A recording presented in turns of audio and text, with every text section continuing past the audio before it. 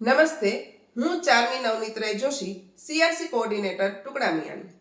GCRT Gandhinagar પ્રેરિત અને જિલ્લા શિક્ષણ અને તાલીમ ભવન આયોજિત આ ઇનોવેશન ફેરમાં હું અત્રે મારું ઇનોવેશન રજૂ કરું છું, જેનો મુખ્ય ટોપિક છે empowerment and motivation of students. જેની મુખ્ય સમસ્યા એ હતી કે 1 થી 8 ધોરણના બાળકો ફૂડ પેકેટની આદતો વધારે હતી. મારા ક્લસ્ટરમાં ટુકડા મિયાણી ક્લસ્ટરમાં ટોટલ 10 સરકારી શાળાઓ, પ્રાથમિક સરકારી શાળાઓ આવે છે, જેમાં મેં આ પ્રયોગ કરેલો છે. એ બાળકોને ફૂડ પેકેટોની આદત મુકાવવા માટે એમને પહેલાં તો મેં સમજૂતી આપી કે કઈ રીતે ફૂડ પેકેટ છે એના હેલ્થને નુકસાન કરે છે. એના માટે મેં એક પ્રયોગ કરાવેલો. બાળકોને એવું કીધું કે તમારે એક મુઠ્ઠી મમરા છે એ ઘરે બનાવેલા એક મુઠ્ઠી મમરા છે એ બોક્સમાં રાખવાના અને એના ઉપર તારીખ લખી દેવાની. એની સાથે જે બજારમાં ફૂડ પેકેટ મળે છે મમરાનું, એ એની સાથે રાખી દેવાનું અને એ ફૂડ પેકેટ તમારે 4 મહિના પછી જોવાનું કે ઘરે બનાવેલા જે મમરા છે એની શું હાલત થઈ હશે.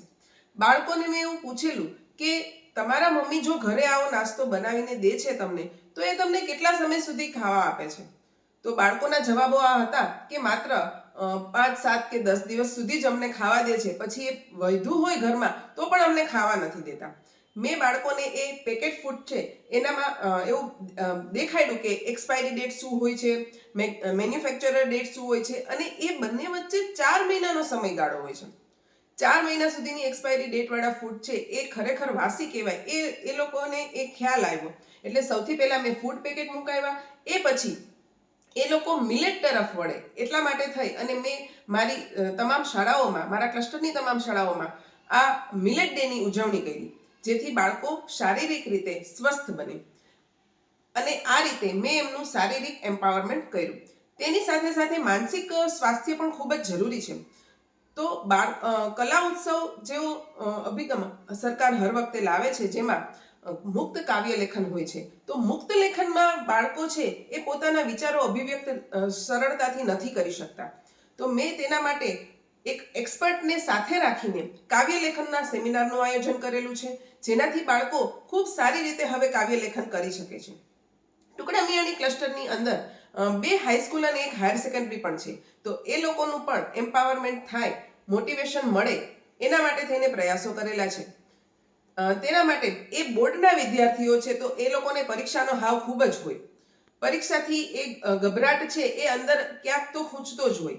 તો તેના માટે મેં સ્ટ્રેસ ફ્રી સેમિનાર કરેલા છે.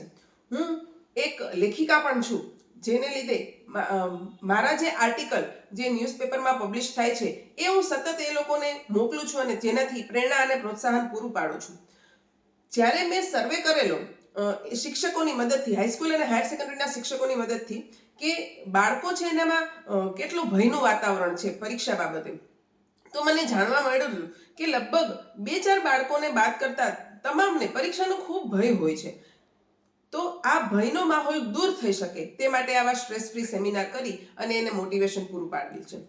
આ મારું ઇનોવેશન છે એ હજી અટક્યું નથી, હજુ પણ ચાલુ છે. અને ભવિષ્યમાં હું આગળ પણ મનોવૈજ્ઞાનિક એક્સપર્ટને સાથે રાખી અને સ્ટ્રેસ ફ્રી સેમિનાર અને આવા બાળકોના શારીરિક સ્વાસ્થ્ય માટે પણ હું પ્રયત્ન કરવાની છું.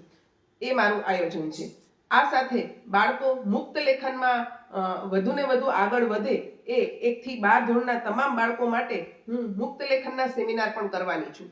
તો આમ આ મારું ઇનોવેશન છે એ આપ સૌ સપોર્ટ કરો એવી આશા. અંતે હું એટલું કહીશ કે તંદુરસ્તી અને મનની શાંતિ બંને નિશાની. તંદુરસ્તી અને મનની શાંતિ બંને નિશાની.